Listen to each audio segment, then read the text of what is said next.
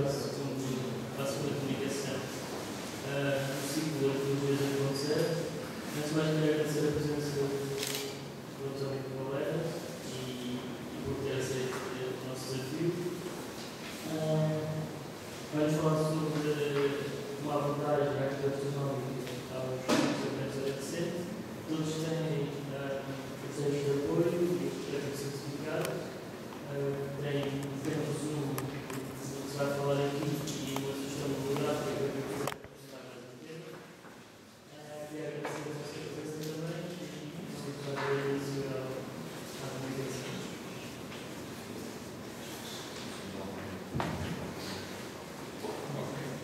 Toda a gente me ouve, suponho.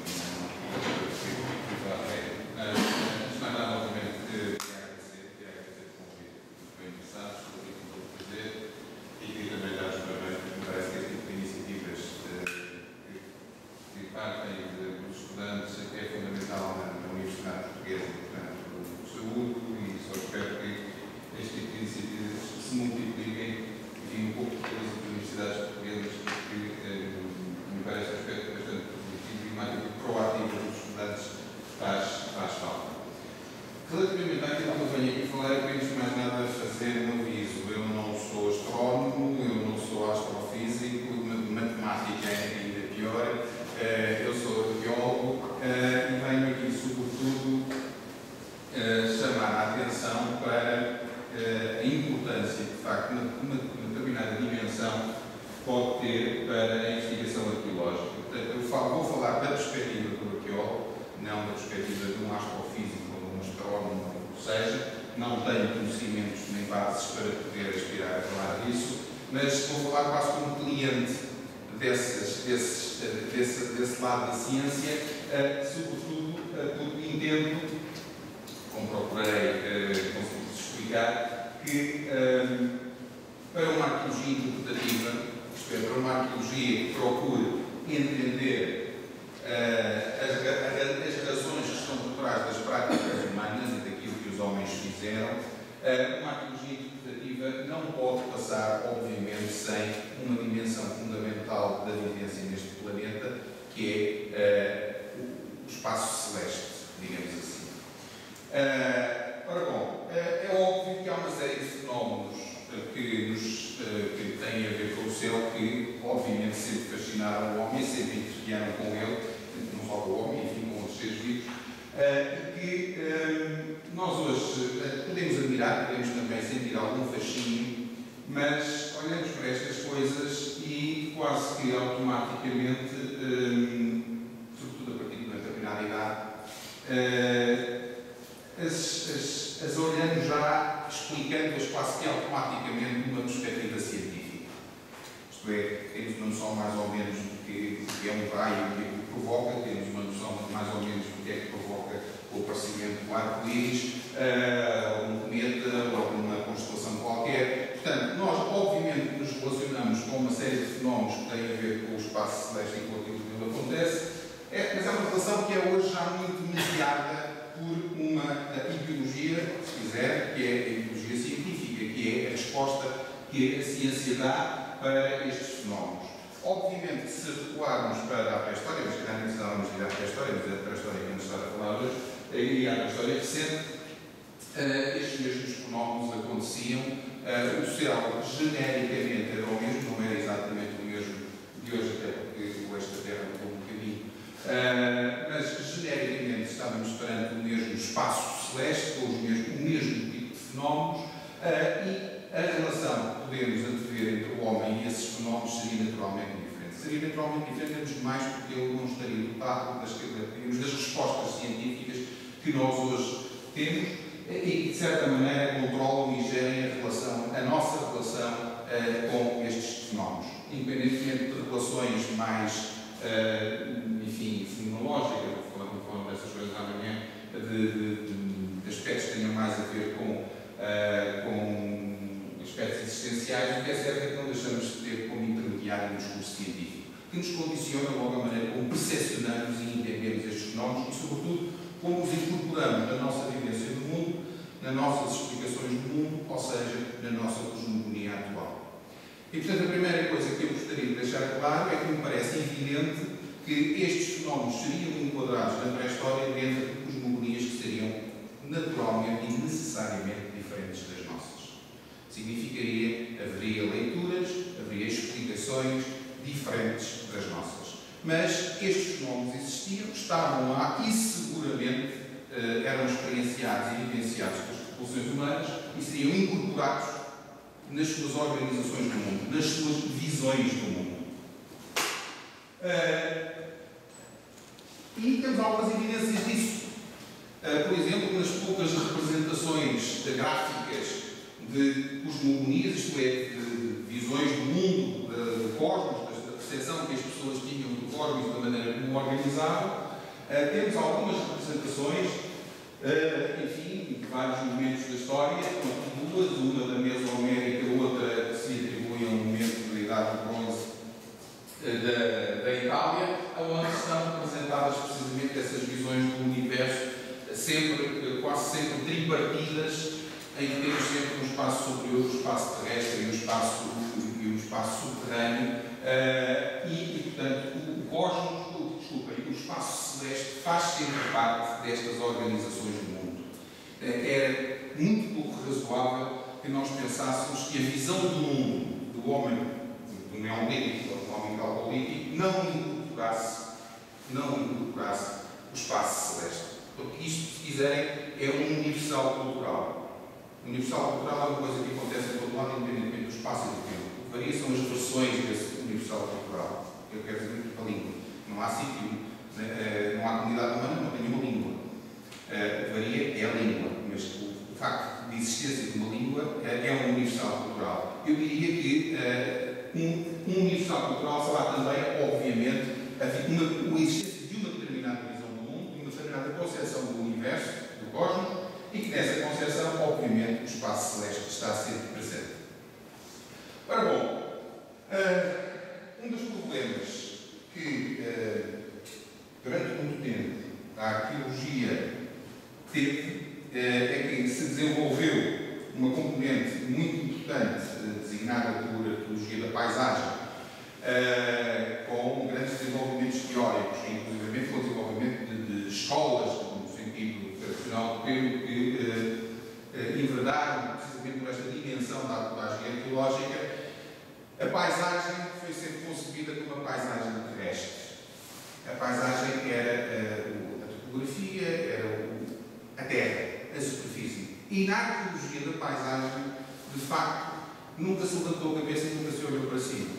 Esta crítica, que é uma crítica que tem sido feita ultimamente por astrofísicos e astrónomos que se têm interessado pela arqueologia e que tem sido feita a muitas dessas correntes da arqueologia da paisagem e que, inclusive, tem sido aceita e incorporada e reconhecida pelos próprios.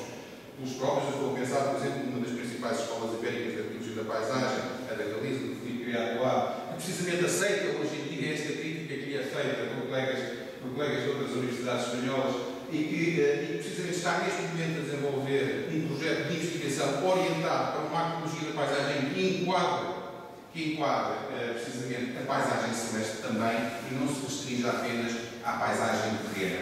E, de facto, é estranho que assim tenha sido, porque nós hoje, essas duas paisagens estão ligadas e uma coisa que é tão importante para a arqueologia da paisagem, que é o horizonte, que é a linha do horizonte, que é precisamente o ponto onde se reúnem, onde se juntam estas duas paisagens, a do chão e a do ar, digamos assim. E, portanto, esta questão da arqueoastronomia quase que não faz sentido como uma coisa específica e à parte, porque ela devia estar naturalmente enquadrada dentro de uma arqueologia da paisagem. Naturalmente devia estar. Não esteve e por isso, de certa maneira, aparece como quase uma espécie de subespecializada ou de dimensão autónoma da arqueologia, quando, na minha perspectiva, não faz muito sentido. E dificilmente eu consigo conceber que o homem pré-histórico se organizasse na sua paisagem, que lhe desse sentidos, se organizasse o seu espaço exclusivamente terreno e que a componente celeste não fizesse parte ou não integrasse essa organização da paisagem que era feita. Ora bom, Concretamente, a importância dos astros, eu vou restringir essencialmente ao período neolítico e do calcolítico, há muito tempo que é conhecida e estudada, fundamentalmente ligada ao megalitismo, seja ao megalitismo funerário, seja ao megalitismo dos meios meganírico. Há muito tempo, por essa e por fora, se estuda a relação que existe entre as arquiteturas, este tipo de arquiteturas e determinados eventos astronómicos, nomeadamente mais relacionados com o Sol e com a Lua, mas também com constelações e com outros fenómenos celestes. Enfim, trouxe-vos apenas dois exemplos muito conhecidos, por demais conhecidos. Newgrange, na Irlanda, tem a sua entrada orientada ao solstício de inverno. Para quem estiver interessado, pode acompanhar na internet. Todos os anos eles transmitem em direto quando há sol na Irlanda, no 2 de dezembro, que não é muito frequente, mas quando há, não só eles fazem visitas e aceitam umas quantas pessoas, o espaço é muito pequenino, portanto eles nunca recebem muita gente lá dentro, e acho que a fila de espera para poder lá e ver o solstício é enorme, mas eles transmitem na internet, as pessoas podem acompanhar e ver que no solstício o sol quando nasce, os raios solares entram por este espaçozinho de entrada, percorrem o extensíssimo corredor e vão bater na laje de fundo terceira do monumento, que revela claramente uma construção plenamente orientada ao solstício de inverno. Também há uma série de estudos feitos para os alojamentos de Karnak e para muitos outros contextos europeus. Portanto, ao nível do megalitismo, isto é um fenómeno que, enfim, historicamente já tem sido estudado e tem uma grande tradição. E que revela, sobretudo, que há uma incorporação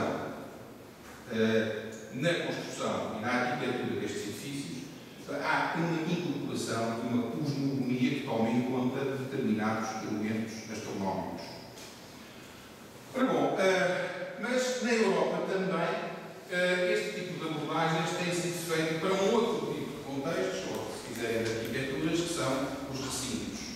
Recintos, normalmente definidos por fossos e paliçadas, onde tem sido também observado que, não em todos, mas numa porcentagem relativamente significativa, as entradas desses recintos estão alinhadas também com momentos importantes do ano em termos de acontecimentos astronómicos. Tem aqui o caso de 3 sítios alemães, mas também acontecem noutras zonas. Há muitos, sobretudo muitos, na Europa Central, e há logo desde o princípio do Neolítico, eles estão associados, este tipo de sítios começa logo no LBK, digamos que é o princípio do Neolítico na Europa Central, e aonde verificamos, por exemplo, neste caso concreto, em que temos 5 duas entradas, as entradas estão perfeitamente a 90 graus e a 180, portanto estão alinhadas aos equinócios, ao equinócio, portanto, ou seja, no dia 21 de março e em setembro, 22 de setembro, aquelas entradas estão alinhadas com o nascer do Sol e com o pôr do Sol, e depois temos outros, como é este caso, ou o caso de Rosé, em que as entradas estão alinhadas umas com as outras e estão alinhadas ao solstício de inverno, neste caso. Solstício de inverno, chama a atenção para esta história do movimento solar, quando temos esta situação em que temos a entrada alinhada ao solstício de inverno e temos a outra entrada feita precisamente no lado oposto, alinhada, significa que ela está alinhada ao solstício de verão, mas ao pôr do Sol. Não sei se me faço entender, o Sol nasce aqui, ou nasce nesta direção, no solstício de inverno, nascerá mais ou menos nesta direção no solstício de verão, e por-se-á no solstício de verão ali, e no solstício de inverno aqui. O que significa que, quando esta entrada está alinhada ao solstício de inverno, se houver uma outra lado, ela está alinhada ao solstício de verão, mas ao pôr do Sol. Aqui ao nascer e ali ao pôr. Situação que é semelhante aqui à Rosé, que tem estas duas entradas alinhadas, uma ao nascer do Sol e outra ao pôr do Sol, do solstício de inverno. Isto é algo que tem vindo a ser recorrente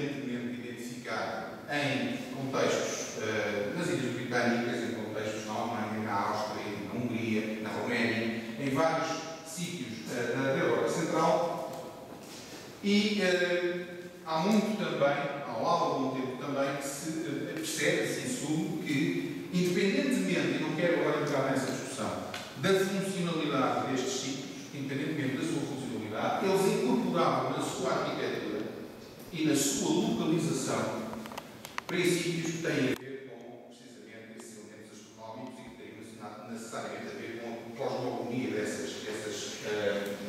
dessas comunidades. Ora bom, em Portugal também há algum tempo, para não dizer há bastante tempo, que há abordagens que denominaríamos geográficas astronómicas à pré-história recente. E essas abordagens têm sido essencialmente feitas no âmbito, uma vez mais, do megalitismo. E temos vários estudos, vocês têm aí na bibliografia que foi distribuída algumas referências bibliográficas, de vários estudos que têm sido feitos relativamente ao megalitismo da Península Ibérica e, em particular, ao megalitismo de Portugal, e que revelam também essa tendência mais ou menos sistemática para a orientação das entradas dos monumentos megalíticos relativamente ao quadrante este. Isso parece que é claro. Estes dois gráficos são gráficos tirados de uma publicação relativamente recente do Michael Hoskin.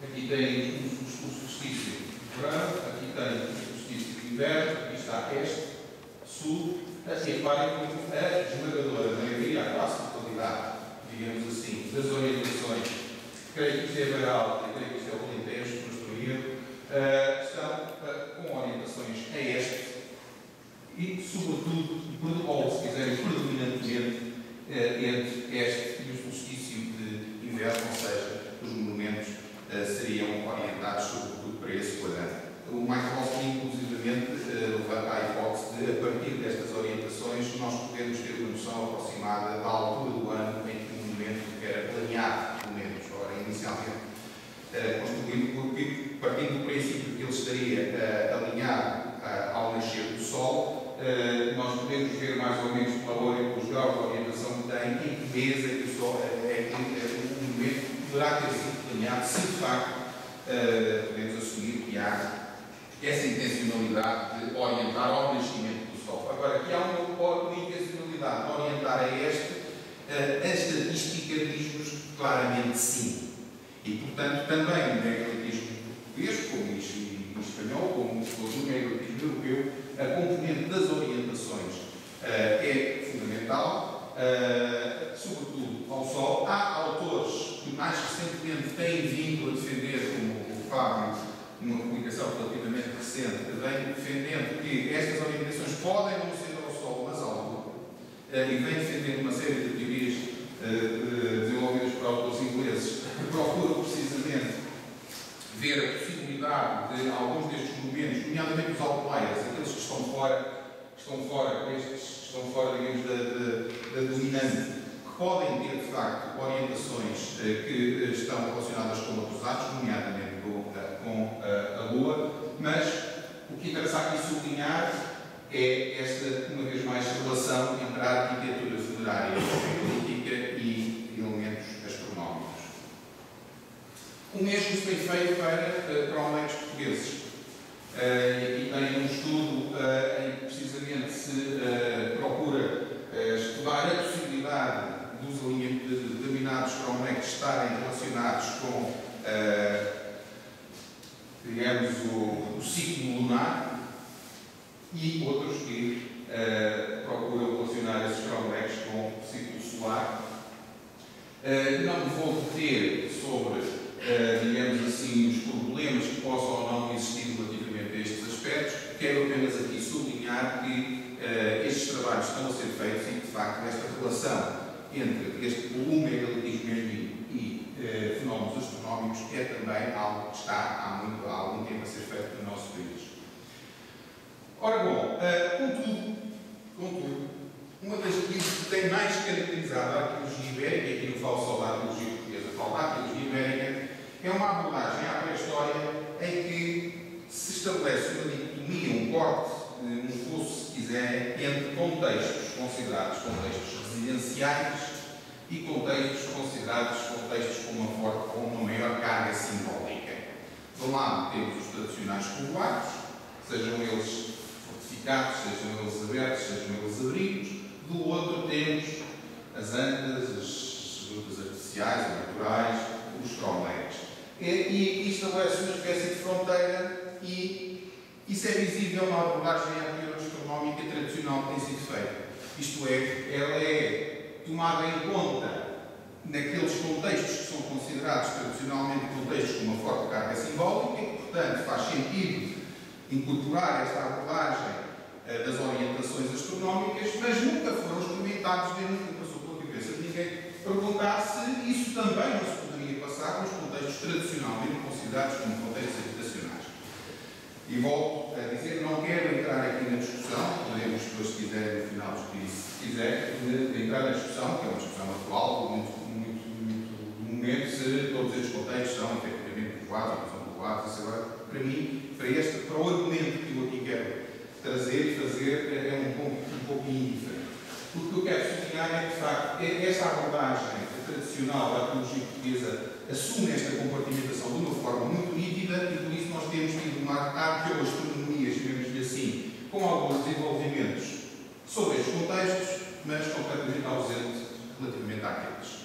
Ora, os recintos de fossos, que é aquilo que eu venho aqui falar hoje, são, como já vimos, um fenómeno de escala europeia, breves exemplos da Alemanha. Este mapa, que é um mapa que tem vindo a ser sucessivamente publicado, representa precisamente a distribuição desses recintos de fossos pela Europa, dá-nos a sua dimensão de escala europeia, e a Península Ibérica aparece sistematicamente como um deserto.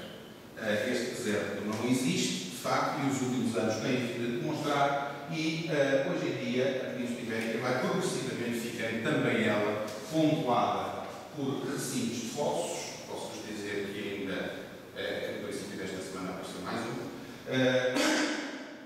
Esta zona da Andeseta é muito mais do que está aqui apresentado. Este mapa é um mapa em construção. São dezenas já conhecidos aqui na Ciclodor, na Andeseta Mapa Espanhol. E, portanto, de certa maneira, a Península Ibérica faz parte desta comunidade europeia de recintos pré-históricos. Não é um território à parte.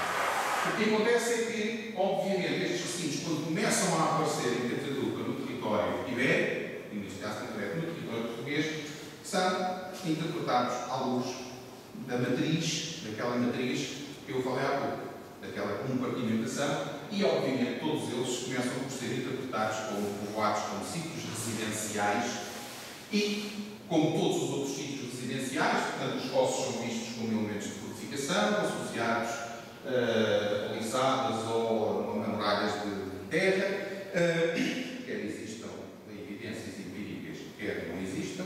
Para Santa Visória, por exemplo, isto não existe qualquer evidência de que pudesse estar lá numa terra plena, mas pronto, isso agora não interessa. O que é certo é que eles são interpretados como aldeias, se quiserem, como povoados, e como tal, excluídos de qualquer questionário que tivesse em conta a pergunta se estas arquiteturas terão alguma coisa a ver com cosmogonia, com a visão do mundo que estas pessoas têm. Será que elas incorporariam no seu desenho, na sua, enfim, no seu layout, aspectos que não têm a ver com a estrita funcionalidade do sítio, mas que têm a ver com a mentalidade, com a ideologia, com a visão do mundo que esta gente tinha?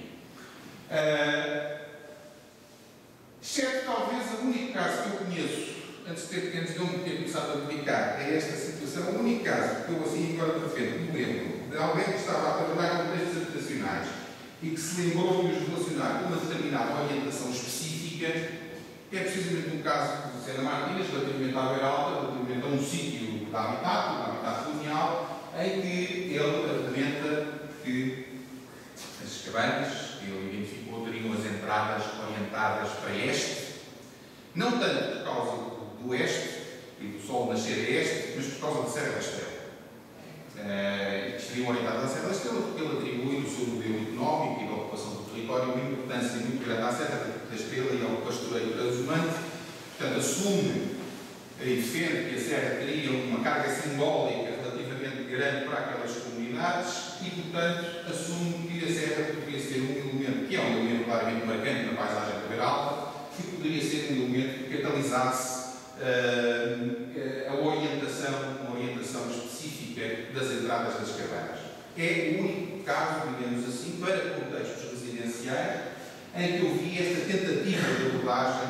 de incorporar aqui uma dimensão simbólica na orientação de determinado elemento arquitetónico de caráter não funerário ou não simbólico. Se eu pedir, vocês podem sempre fazer a pergunta, como eu faço e já fiz, porque é que a entrada é aqui, não é aqui, não é aqui, não é ali, não é ali. Pronto, mas isso é uma parte. Mas que eu faço aqui simplesmente por uma razão, é que estas abordagens, de facto, há um nível de especulação relativamente grande. A especulação em ciência é fundamental, não é um anátema na ciência. A especulação é fundamental desde que seja controlada. E, portanto, há níveis especulativos, são os níveis especulativos que nos geram as perguntas, que nos levam a olhar para as coisas de maneira diferente e descobrir novas coisas e a propor novas interpretações, mas, obviamente, também temos que ter alguma racionalidade crítica sobre o nosso próprio nível de especulação, que aqui me parece particularmente grande, porque eu não vejo razão nenhuma específica para me dizer que a entrada é esta e não é nenhuma outra entre dois buracos de posta. Mas, pronto. Ora, bom, mas, de facto, os astros, neste caso concreto, vou falar do Sol e da Lua, eles estão permanentemente presentes em tudo que nos chega da pré-história recente portuguesa. Eles estão representantes na arte rupestre pintada nos monumentos megalíticos da Begal, aqueles dois certamente todos os cristãos já conhecem. Estão representados em menis, estão representados em gravuras em afloramentos. As luas, ou lúnulas, estão representadas, que são estas pecinhas que se utilizam ainda hoje em África, que vêm aqui ao pescoço destes senhores, estão representadas em menis no Alentejo, estão representadas em elementos móveis da Península de Lisboa, as famosas lúnulas da Península de Lisboa em calcário, ou as lúnulas em marfim que apareceram mais recentemente nos Perdigões. Portanto, são objetos que representam e incorporam esses elementos astronómicos na cultura material. Temos, obviamente, representações na decoração cerâmica também muito conhecidas, desde os vasos de Los Molhados, a este dos Perdigões, a este do Polo do Roteiro, no Alentejo. Nas placas de xisto, nos ídolos falange, nos ídolos cilíndricos, o Sol, os olhos de Sol. Portanto, nós temos permanentemente esta relação específica, concretamente com dois astros, a Lua e o Sol, que não só está na orientação dos monumentos megalíticos, como está presente em muitos elementos da cultura material. E que nos diz que nós estamos cá, esta gente olha para nós, esta gente utiliza-nos e enquadra-nos dentro da sua vida, da sua existência e da sua cosmogonia. E é uma coisa óbvia. É uma coisa óbvia que ela esteja presente e incorporada na arquitetura. Está assim praticamente ao longo de todo o tempo e de todo lado. Estou aqui a ver alguns exemplos de como elementos arquitetónicos incorporam ou se fundamentam em princípios cosmogónicos. Há uma universidade recentemente construída na Índia tem forma de duas mandalas. A mandala é um dos símbolos fundamentais da religião hindu. Portanto, temos aqui um aspecto claramente de um símbolo religioso e que tem a ver com a cosmogonia hindu, que é incorporado na arquitetura. Neste caso, numa arquitetura urbana, portanto, na definição de um desenho não de um edifício, mas de um conjunto de edifícios. O mesmo, por exemplo, com a planta em cruz de uma determinada zona de Milão. Ou, se sairmos do urbanismo para um edifício, numa casa dos Barazana, na Colômbia, onde os vários elementos arquitetónicos da casa correspondem ou representam, se quiserem, elementos do cosmos. A tal ponto de que a casa, toda ela representa o cosmos. E quase como percorrer as várias partes da casa é percorrer o cosmos. É, se vocês quisessem, como se nós, quando construíssemos aqui esta sala, pensássemos e atribuíssemos o sentido que eu estava no inferno, vocês estavam na terra e que nós estivesse ao fundo estava no céu.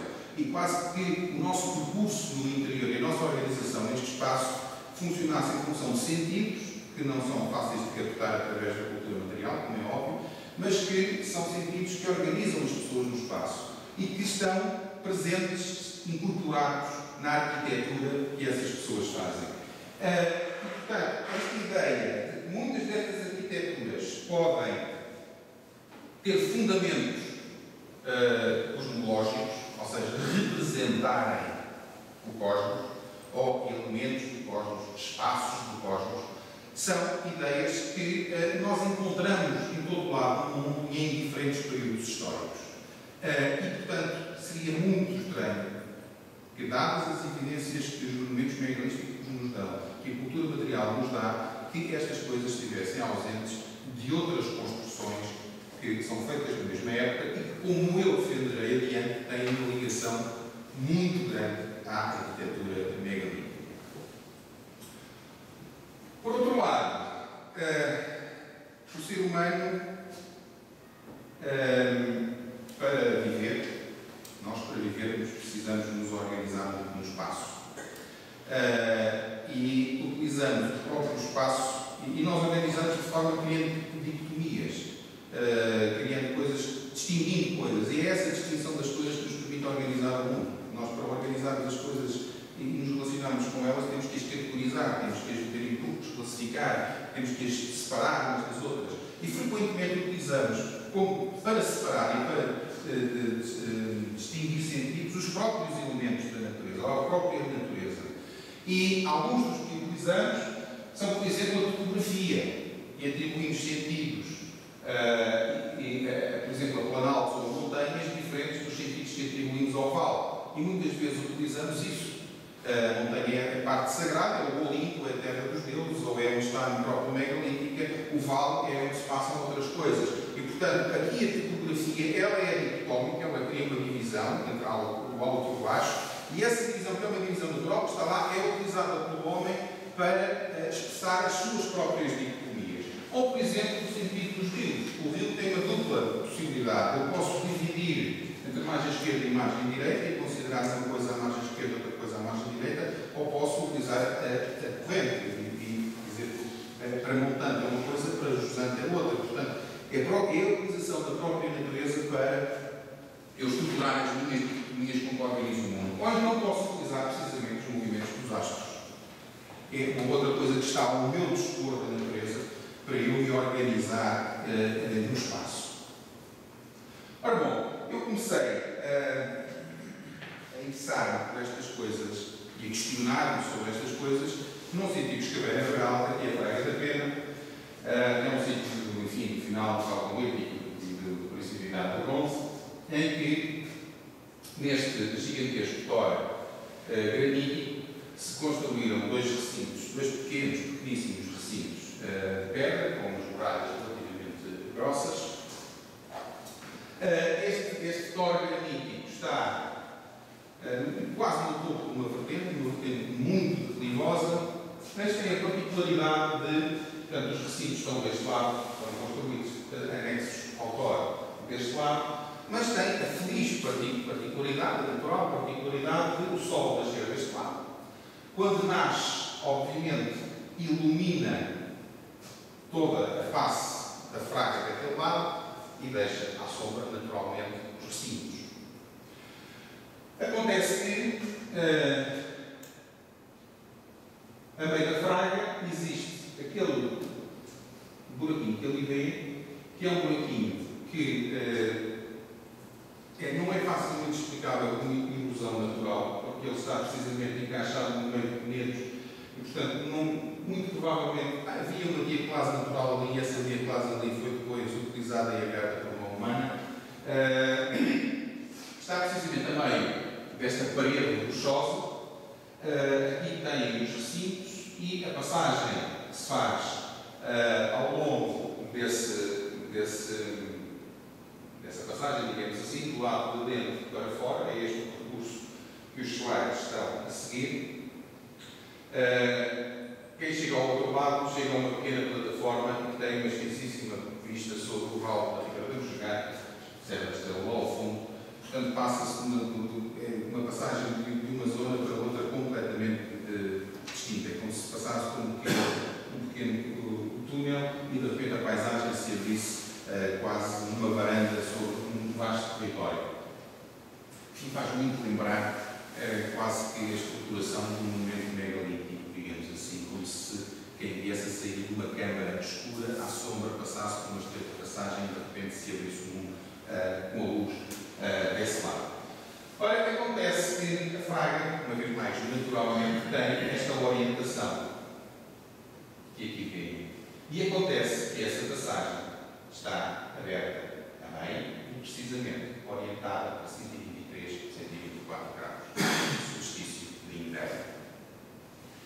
E, portanto, a questão que eu aqui comecei a colocar, até porque a Fraga é um sítio com uma componente material muito específica, não tem evidências de ocupação residencial, de ladeiras, não tem estruturas de cabana, pelo contrário, tem uma componente artefactual de exceção, diria eu, isto é, com um numeroso conjunto de recipientes campaniformes, o mais numeroso da beira, com elementos como um pequeno bico, elementos de adorno, pinturas nos penedos. Portanto, há aqui a própria distribuição dos campaniformes, por exemplo, são os pontinhos verdes, algo que quase faz um trajeto ao longo da entrada do recinto e depois para si para o outro recinto tem que se vir por aqui. Há apenas aqui um pequeno alinhamento que termina com um campaniforme inteiro depositado no final. Portanto, há aqui uma série de elementos, digamos, contextuais que nos indiciam que a Fraga não é propriamente aquilo que nós podemos interpretar como um povoado normal, mas que seria provavelmente um sítio onde decorreriam determinado tipo de práticas de caráter mais cerimonial, digamos assim. E, de facto, este tipo de contexto associado àquela orientação da abertura, à ideia de que o Sol, no solstício de inverno, quando nasce, acaba por entrar por aquela passagem e vir iluminar esta rocha que está mais ou menos no centro do sítio que está em frente à passagem, levantou-me ou levou-me a questionar precisamente se este tipo de relações astronómicas que nós conseguimos observar já em monumentos megalíticos não estariam também incorporadas em outro tipo de contextos desta natureza. E isso levou-me, numa altura em que já estava a trabalhar no sul de Portugal, onde estava a trabalhar com recintos de fossos, a elaborar um projeto para a Fundação Carlos Gulbenkian e procurava precisamente tentar testar a ideia e ver se também, ao nível dos recintos, fossem eles de fossos ou não, neste caso era com recintos de fossos, se de facto nós também podíamos argumentar que essa cosmologia e essa importância de elementos astronómicos também estavam incorporados quer na localização dos sítios, quer no seu design nas suas plantas. Ora, bom, o primeiro sítio onde isso foi feito foi nos Perdigões. Aqui vocês têm uma imagem aérea dos Perdigões, onde já não se vê muito bem os fossos, mas ainda os conseguem ver. Mas eu uso aqui esta imagem precisamente porque é a imagem que nos permite o melhor contraste com a geofísica. Os Perdigões começaram a ser trabalhados em 1997, no entanto, só em 2009, se não me falha a memória, nós fizemos geofísica integral do sítio e a imagem que deu é isto. Portanto, o que lá está é isto. Faço agora aqui um interregno só para falar um bocadinho do método e para vos chamar a atenção da importância do método para este tipo de investigação e questionário. Era impossível eu fazer este questionário e aplicar este questionário aos recintos de fossos sem a geofísica. E porquê? Porque eu nunca na minha vida, nem na vida dos meus filhos, provavelmente conseguiria obter esta imagem e estas plantas através do método tradicional de escavação. Isto são 16 hectares, daqui a aqui é meio quilómetro, portanto, escavar isto nem daqui a não sei quantas gerações. Portanto, é um tipo de questionário que só pode ser feito se eu tiver as plantas integrais dos sítios, ou minimamente integrais dos sítios. E a obtenção de plantas integrais de sítios pequenos é relativamente possível através dos métodos convencionais de escavação. A sua obtenção para sítios grandes só mesmo através deste tipo de rodagens, que tem muitas outras vantagens de planeamento de investigação, se estivermos em contextos de arqueologia, de minimização, obviamente, planeamento do próprio problema para a obra, etc., porque passamos a ter uma informação relativamente detalhada do que é que lá está, sem intervir no terreno. O método utilizado é a magnetometria. Bom, nos Perdigões, com esta imagem foi-nos possível identificar vários recintos de fossos, são esses que vocês aqui veem, vários milhares de fossas, são estes pontinhos todos negros que vocês aqui veem, são fossas escavadas na rocha, portanto milhares. Os recintos, neste momento, de fossos temos identificados 11. Infelizmente há aqui uma zona de vinha que não nos permitiu fazer uma agrometria, porque já tem metal, tem ferro na vinha, portanto o método aí não funciona.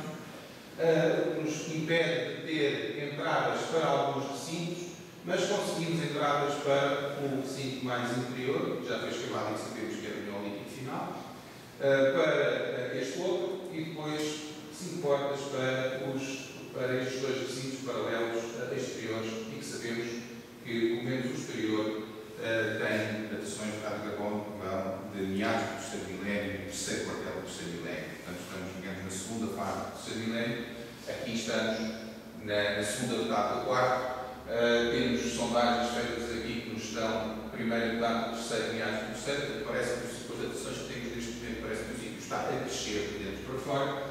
Mas o que é interessante é ver as orientações das entradas. De facto, se nós traçarmos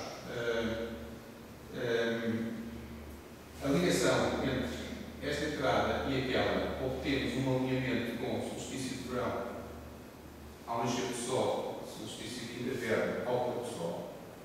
Se fizermos entre aquela e esta, obtemos o oposto. A orientação ao solstício de inverno, ao nascer do sol, e ao solstício de verão ao pôr do sol.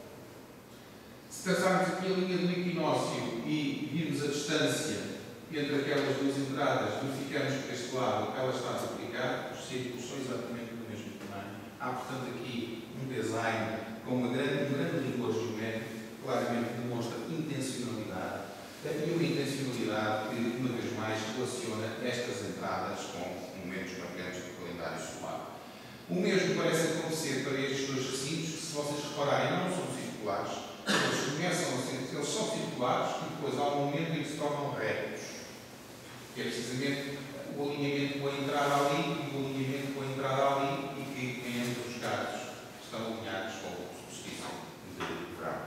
Portanto, parece, de facto, que há aqui uma organização. E depois, se nos lembrarmos que aqui está um provelego nesta zona, a este, portanto, se virmos que aqui nesta bolsinha que os dois fossos fazem está uma necrópole com monumentos tipo Tolley orientados a este, verificamos que há aqui toda uma preocupação que tem este como o personagem principal, e que toda a arquitetura do sítio se orienta nesse sentido, e que isso parece estar logo na origem, mas que parece que se foi mantendo e que está também no momento mais terminal da construção de fossos neste sítio. E são mais de 1000 anos que distam de uma coisa entre este primeiro recinto e este. São cerca de 1000 anos. Portanto, parece que há aqui, de facto, uma estrutura mental, uma ideologia que está incorporada na arquitetura e que se mantém durante muito tempo neste sentido. Mas os poligões têm uma outra particularidade.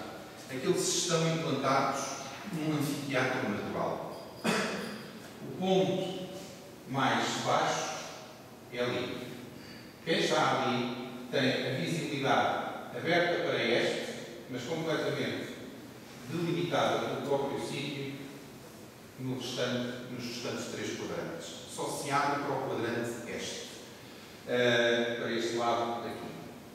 Quem está, isto aliás é demonstrado por este gráfico. Aqui temos a visibilidade para este e aqui a visibilidade para o oeste, portanto, que é completamente cortado.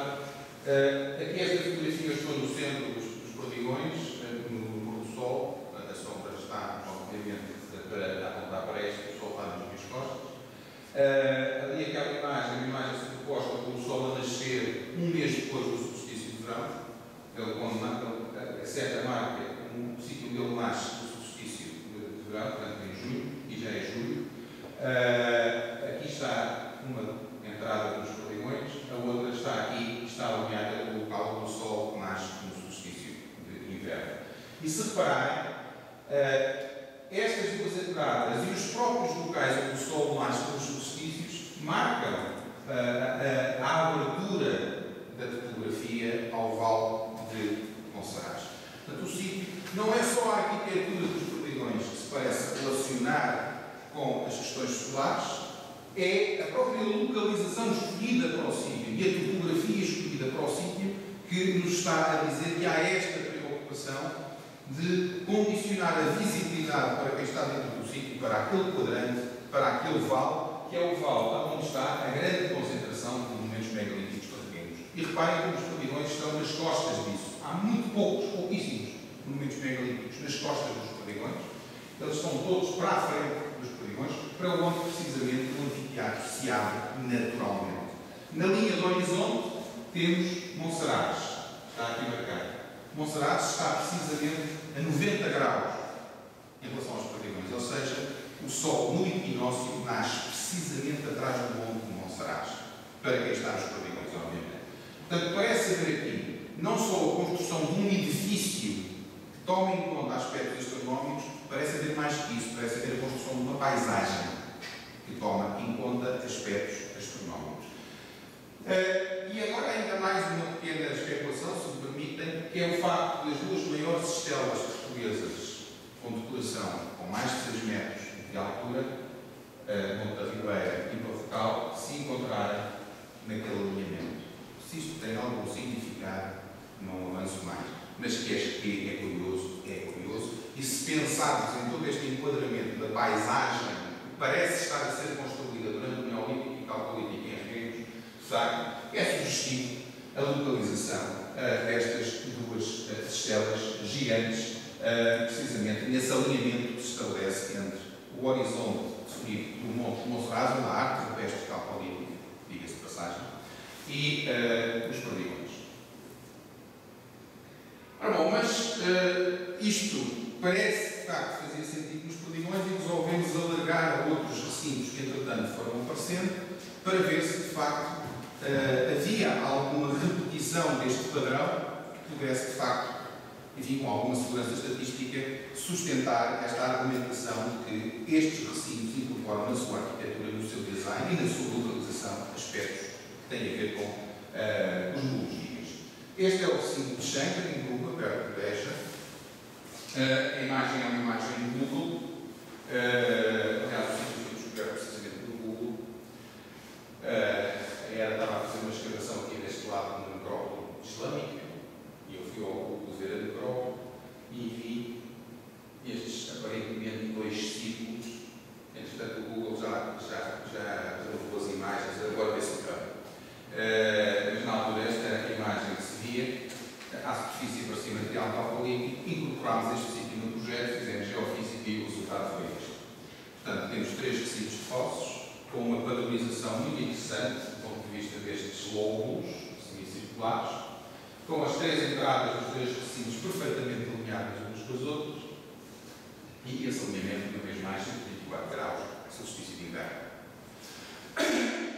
Portanto, repete, de certa maneira, o quadrado já tínhamos vendo, também com imensas fossas, e esta geofísica, devo dizer, estas imagens de geofísica que têm dado desde o início feitas por Alan Becker, que é um famoso geofísico alemão, que fez muitas das geofísicas dos recintos de fossos germânicos e aonde também detectava este tipo de orientações e alinhamentos. E o Alan tem uma interpretação também um bocadinho alojada, mas interessante, para esta própria padronização em lóbulos, que é a hipótese de estar representado num calendário nesta arquitetura. E porquê? Porque os lóbulos do recinto exterior são 28, o mês lunar tem 29 dias, os lóbulos do meio são 13 são os meses do ano lunar e 4 faces da lua dentro tem 4. Especulação, não há maneira de demonstrar, muito menos ainda que o sítio nem sequer foi escavado, mas é mais uma hipótese que fica em cima da mesa como pergunta e que se enquadra nesta ideia geral de que as arquiteturas, para além da eventual funcionalidade que possam ter em aspectos concretos, incorporam princípios cosmológicos destas comunidades, tal como os seus monumentos funerários. A própria localização de Xangra, que é numa vertente muito suave, não está no topo da vertente, está a meio da vertente, muito suave, uma vertente virada, também ela a este, neste caso, a sudeste, ao próprio solstício. Ou seja, o que está aqui marcado com esta cor mais clara é o interflúvio, são duas ribeiras, e Xangra está no meio de um interflúvio que a própria topografia tem a orientação, que parece necessária, que é a orientação que aqui está marcada, que é a orientação do solstício. Portanto, mais uma vez, a topografia não é ao acaso, a topografia tem a ver com os próprios princípios que estão incorporados no design dos edifícios.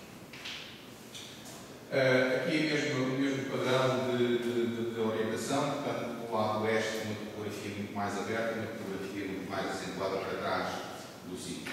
E depois, alargando isto a outros sítios que já eram conhecidos, o caso de Santa Vitória, o recinto interior de Santa Vitória, que tem a entrada orientada ao solstício de verão, o recentemente também descoberto e intervencionado recinto de Outeiro Alto, em Serpa, muito parecido com aquele, mas quando aquele está orientado ao solstício de verão, este está orientado ao solstício de inverno. Portanto, de facto, o padrão vai-se repetindo, não se repete contudo em todos os sítios, é preciso que isso também seja dito. Isto é um exemplo de um sítio que nós integramos também no projeto em Odivelas, Alentejo, onde apareceu um recinto também com vários fossos. Aqui tem a interpretação que o Helmut Becker fez do magnetograma e com a aplicação enfim, das orientações tanto solares como lunares, verificamos que aparentemente as entradas não têm uma orientação que esteja relacionada ou que seja relacionada nem com a Lua nem com o Sol. No entanto, devo chamar a atenção que para estes exercícios é fundamental contar com a topografia, porque isto é sem a topografia. Estas orientações, mas depois às vezes a topografia faz com que o Sol não esteja a nascer ali, mas possa estar a nascer mais abaixo, por causa do próprio acidente topográfico. E para o caso concreto do Monte Olival, que é este sítio, essa análise da relação do sítio com a topografia do horizonte ainda não está feita. Portanto, eu ainda não me comprometo completamente a dizer que não há aqui nenhuma orientação particular, porque essa análise ainda não foi feita. No entanto, há um sítio que, uma vez mais, não está no topo, está numa vertente virada a este.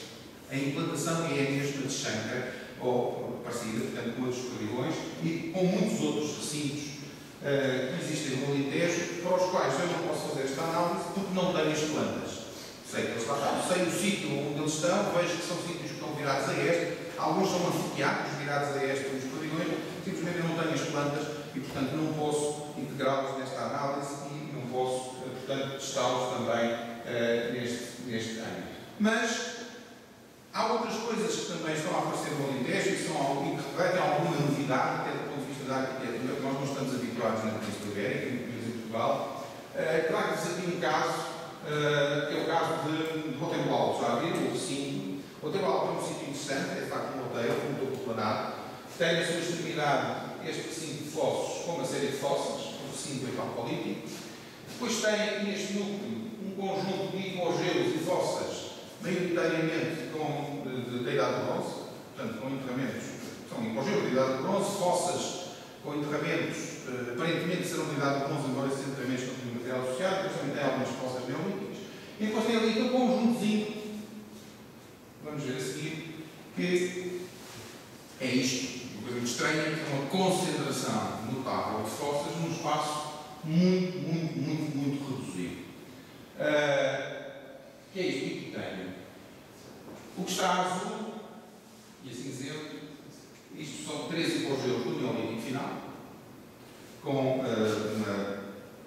uma arquitetura típica daquilo que está neste momento a aparecer por todo lado no Alentejo, talvez do Calcolítico, da Idade do Bronze ou do Neolítico final, em que temos uma câmara subterrânea, que são estas aqui, e entradas em poço lateral. Portanto, aqui uma entrada, depois passava-se por baixo por uma câmara, onde eram feitas as exposições, todas elas exposições coletivas, tapadas, depois fechadas com lajes, e é interessante, e íamos apenas um enterramento em fossa.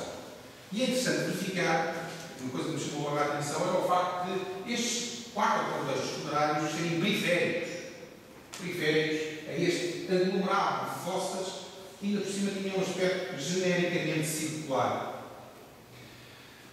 E mais estranho ainda é que nas fossas não havia material arqueológico praticamente nenhum. Acho que se recolhia um bocadinho de cerâmica, uma lasquinha, uma outra pedra. A maioria das fossas tinha apenas um depósito em encheu-las, havia umas quantas que tinham dois, e as fossas não tinham nada. Portanto, sempre foi muito estranho, não só a sua concentração, o facto de praticamente não se cortarem umas às outras, todas muito juntas, chama a atenção que isto são 5 metros. Vocês podem ver que daqui a aqui são cerca de 10 metros e podem ter a noção de como estas fossas estão muito próximas umas das outras, mas não se cortam e têm este desenho. Um exercício que eu fiz foi organizar, tipificar estas fossas por volume, por profundidade. E verifiquei que havia umas fossas muito pouco profundas que tinham menos de 20 cm de profundidade. Depois havia um outro conjunto de fossas que se organizava em torno entre os 20 e os 40 cm, são as que estão aqui à amarela, e depois um outro conjunto de fossas mais profundas, maiores, acima dos 80 ou dos 90 e mais de 1 metro de profundidade. Esta tipificação é muito nítida, como podem ver ali. Agora, o mais interessante é quando aplicamos isto à planta. Quando agarramos nesta tipificação e aplicamos na planta, o resultado é este. Ora, isto não pode ser aleatório.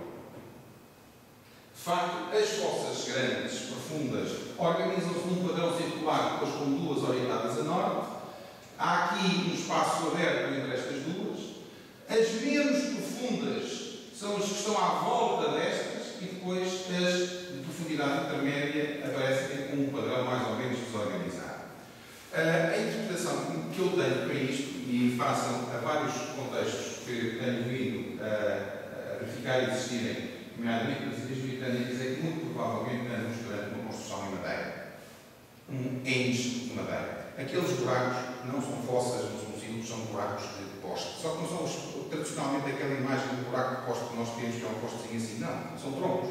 E são os troncos que são utilizados na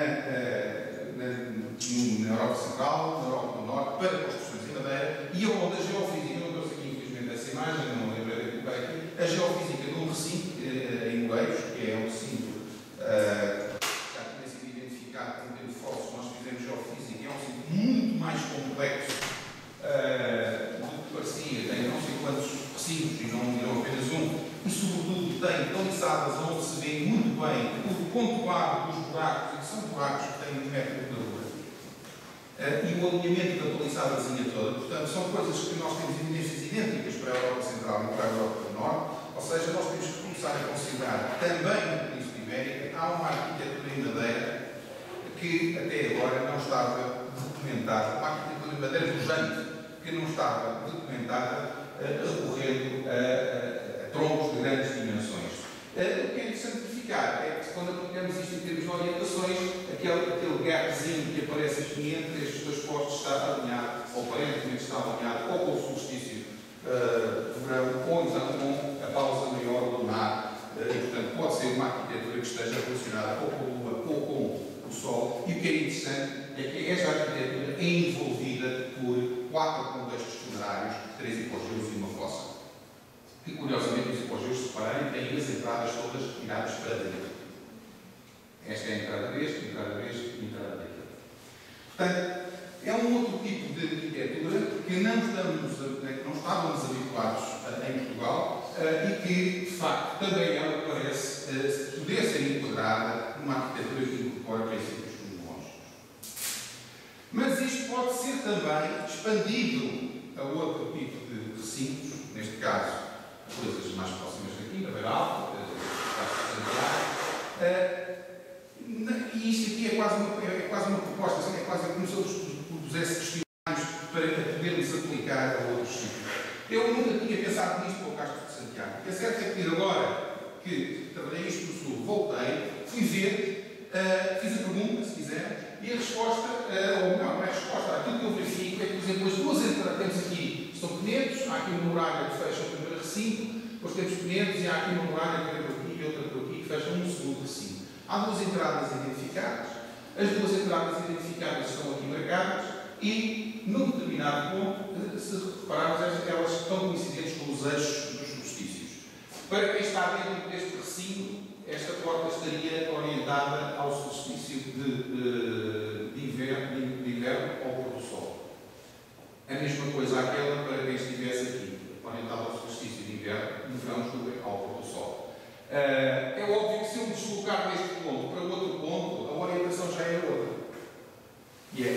Portanto, isto é um aspecto importante. É que nestas análises nós temos que ter sempre em consideração o ponto em que é suposto estar a pessoa que observa.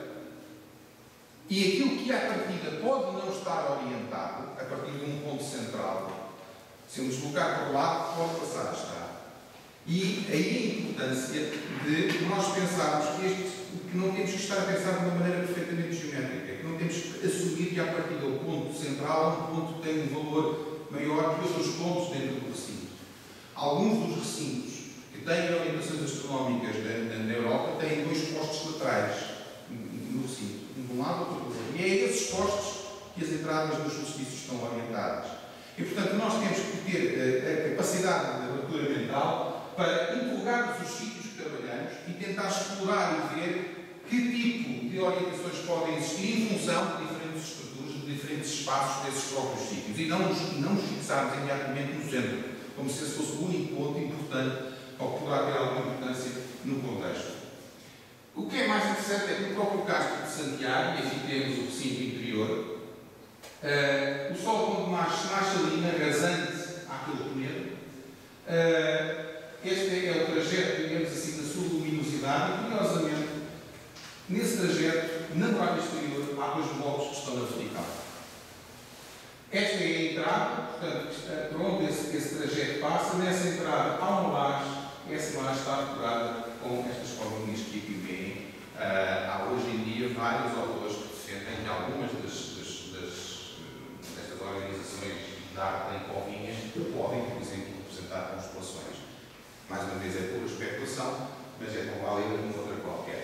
Seja como for, o que eu aqui vos digo é que esta abordagem é uma abordagem que pode também ser feita a outro tipo de arquiteturas em pedra e, por exemplo, para outros. São experiências que eu fiz basicamente em cima de plantas, neste caso concreto Castelo Velho. Temos, neste ponto, por exemplo, conseguimos ter duas orientações com as entradas específicas de solstícios, ou no próprio Castanheiro do Vento, onde há muitas entradas e onde, dependendo de onde nos colocarmos, podemos efetivamente ter orientações significantes para as entradas, algumas inclusivamente atravessando, como é o caso, 3 linhas destas estruturas, então estas entradas aqui, ou por exemplo, num ponto em que se tem, neste pequeno recinto, a mesma situação relativamente a 2 entradas. Há, portanto, potencialidades, digamos assim, interpretativas, que nos levam a mim a considerar que muitos, não quero fazer aqui uma espécie de universalização interpretativa, que isto agora se aplica a todo e qualquer recinto, não, mas que há recintos que efetivamente parecem demonstrar na sua arquitetura que têm estes fundamentos astronómicos, parece que sim, e isso é importante para a própria interpretação dos sítios, porque fazem parte da natureza contextual do sítio. E não podemos destacar isto daquilo que se passa nestes sítios, da mesma maneira que não poderemos destacar a orientação do monumento megalítico daquilo que se passa dentro do monumento megalítico ou daquilo para aquilo que o monumento megalítico serve. Portanto, são aspectos, são dimensões desse mesmo contexto. Resumindo, e para terminar, eu assumo que há uma viabilidade interpretativa da vinculação cosmogónica de alguns destes recintos e do lugar que ocupam na paisagem. Penso que muitas destas arquiteturas são modos mentais, se quiserem, de controlar o próprio cosmos.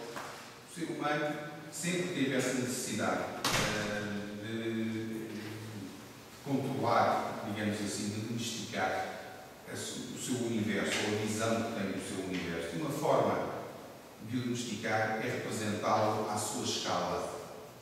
Representá-lo a uma escala que ele possa percorrer, que ele possa vivenciar. Nós fazemos muito isso. Quando fazemos uma miniatura, nós estamos a transformar uma coisa que é muitas vezes maior que nós a uma coisa que é manipulável na nossa mão. Podemos podemos pôr o mundo na nossa mão. E esta transformação de escala é uma transformação psicológica, não é só uma transformação de escala do objeto. É uma transformação da minha relação com o objeto, é um fator psicológico, está estudado, por exemplo, para os brinquedos e para as criancinhas, e é um fenómeno importante nesse controle mental que o ser humano necessita de fazer sobre o mundo que o rodeia e com o qual ele vive.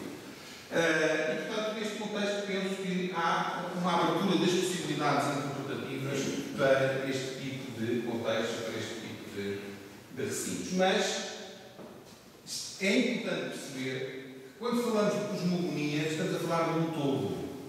A cosmogonia não é uma parte, a cosmogonia é o todo. E a cosmogonia normalmente está representada em tudo. E se de facto nós olharmos para o que acontece com os movimentos megalíticos, se olharmos para o que parece acontecer com os recintos, se olharmos para aquilo que aparece muitas vezes representado nos objetos, vemos que há aqui, de facto, um conjunto, um todo, que se expressa a diferentes dimensões e que parece remeter para uma mesma cosmogonia, uma mesma interpretação do cosmos. Por outro lado, parece ficar mais claro que há uma relação íntima entre esta arquitetura de recinto e a arquitetura megalítica, aquela dicotomia de que vos falava, aquele esforço que existia entre as zonas habitacionais e espaços simbólicos, de facto dilui-se. Tanto mais que nos últimos tempos, dentro dos recintos, têm cada vez mais aparecido práticas funerárias. Os perdigões, por exemplo, estão cheios de contextos funerários no interior dos recintos. Sejam eles em fossa, sejam em monumentos de tipo tóloi, seja em cremações, estão absolutamente repletos. O mesmo acontece no Portugal, o mesmo acontece em muitos outros recintos no sul peninsular e, portanto, essa aparente visão dicotómica entre um mundo dos mortos e um mundo dos vivos, um espaço dos mortos e um espaço dos vivos, tem-se vindo a diluir. E parece que se dilui também na própria arquitetura. Há, de facto, muito maior a proximidade entre estes dois tipos de contextos que estávamos habituados a olhar e a tratar de forma separada. E pronto, é um pouco isso que eu estou aqui a dizer. De facto, essa relação contextual que se vai construindo através de uma série de práticas que nós temos vindo a documentar nos recintos e que nos aproximam muito de contextos com outras tipologias. Peço desculpa, isto não devia aparecer, mas às vezes aparece.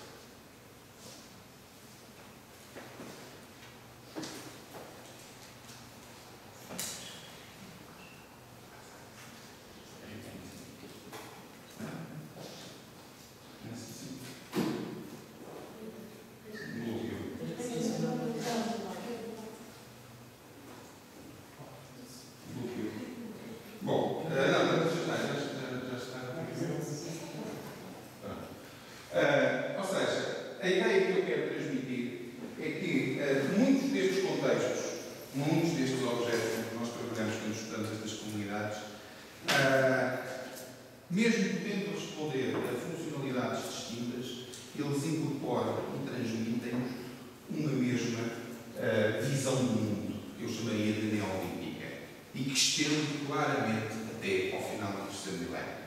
Eu ultimamente, tenho dito isto várias vezes, para mim, do ponto de vista ideológico, do ponto de vista das mentalidades, o final do neolítico não está no final do quarto milénio, está no final do terceiro.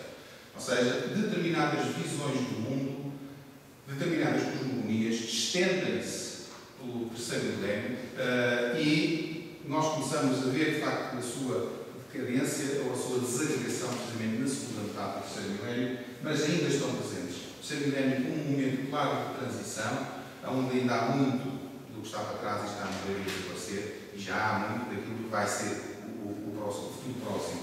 Mas, de facto, olhar para estes contextos não como contextos que, de facto, surgem e emergem dentro de uma mesma visão do mundo e traduzem essa mesma visão do mundo, na qual os aspectos, ou determinados aspectos da astronomia, determinados aspectos do espaço celeste, têm um papel fundamental e central nessa organização do mundo.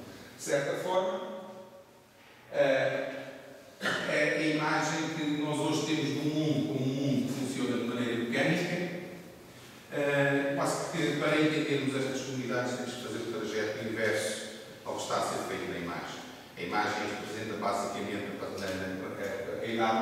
e a passagem de uma cosmogonia do mundo, enfim, medieval para uma visão moderna e científica do mundo, e, portanto, para um mundo com um tempo linear e contínuo, para um mundo que tem leis universais e que, de certa maneira, funciona de forma mecânica. Essa visão, que é a visão que a ciência moderna constrói e que ainda hoje nos rege, e se calhar percebemos que temos que voltar a mergulhar agora numa outra perspectiva, como é óbvio, numa perspectiva de tentar compreender, de tentar questionar, temos que mergulhar essas outras visões do mundo para podermos interpretar, na minha maneira de ver, mais adequadamente determinado tipo de contextos e determinado tipo de arquiteturas. E era isto que eu vos trazia, e agora para a vossa disposição para as perguntas que me pedem colocar. Muito obrigado pela vossa atenção.